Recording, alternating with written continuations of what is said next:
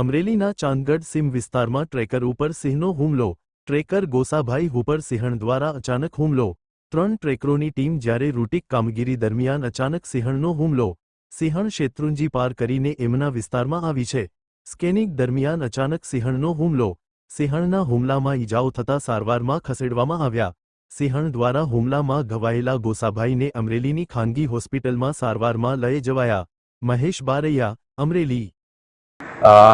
મહેરબાન નાયબ વન સંરક્ષક શ્રી વન્યજીવ વિભાગ પાલિતાણા શેત્રુંજી વન વિભાગ ના માર્ગદર્શન હેઠળ અને તેમના પરમિશનથી હું ડૉક્ટર રાજન જાદવ, મદદનીશ વન સંરક્ષક શ્રી શેત્રુંજી વન વિભાગ અમરેલી, આપના માધ્યમથી જે આ ઘટના બની છે કે જેમાં અમારા એક ટ્રેકર એવા જે વન્યજીવોની સંભાળ લેતા હોય એવા ગોસાભાઈ ચોરિયા ને આજે વન્ય પ્રાણી દ્વારા ઈજા કરવામાં આવી છે.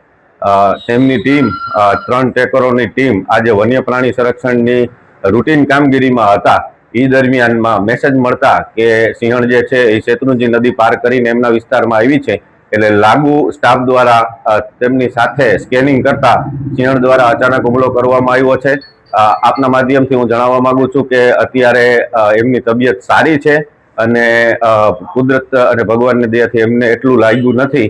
પણ આપના માધ્યમથી હું દરેકને એ પણ વિનંતી કરવા માંગુ છું, આજે ચોમાસાની સિઝન છે અને ઘણી જગ્યાએ ઝાડ ઝંખાડ અને ઘાટું થઈ ગયું હોય તો સીમ વિસ્તારમાં આવતા જાતા લોકો ધ્યાન રાખે અને ક્યાંય પણ આપણને વન્ય પ્રાણીને લગત કોઈ બાબત હોય તો આપને ખ્યાલ જ છે કે 1926 નામની આપણી હેલ્પલાઇન છે, એમાં તરત સંપર્ક કરે. વન્યજીવ સંરક્ષણમાં હંમેશા શેત્રુંજી વન વિભાગ સિંહો સાથે કામ કરે છે અને આ ચોમાસાની સિઝન દરમિયાન ઘાટો વિસ્તાર હોવાથી અને ટ્રેકિંગ દરમિયાનમાં આ બનાવ બન્યો છે અને અત્યારે સારું હોય અને વન્ય પ્રાણી માદા પણ લોકેશનમાં હોય, આગળની કામગીરી સત્વરે વિભાગ દ્વારા આ એક્ઝેક્ટ શેત્રુંજી નદી પાર કરતા આપણે આંબા ગામથી આગળ ચાંદગઢ વિસ્તાર, જે આપણો શેત્રુંજી લીલિયા રેન્જનો ચાંદગઢ રાઉન્ડ અને ચાંદગઢ બીટનો વિસ્તાર છે, તેની અંદર આ બનાવ બન્યો છે. અને બાકી અત્યારે બીજું કોઈ 3 ટ્રેકરો સાથે હતા અને એમના બીટગાર્ડ પણ સાથે હતા. એટલે સ્કેનિંગની જે રૂટીન કામગીરી હતી, જેમાં સમાચાર હતા તે પ્રમાણે રૂટીન કામગીરી કરી રહ્યા હતા. એટલે બીજો કોઈ બનાવની અંદર કોઈ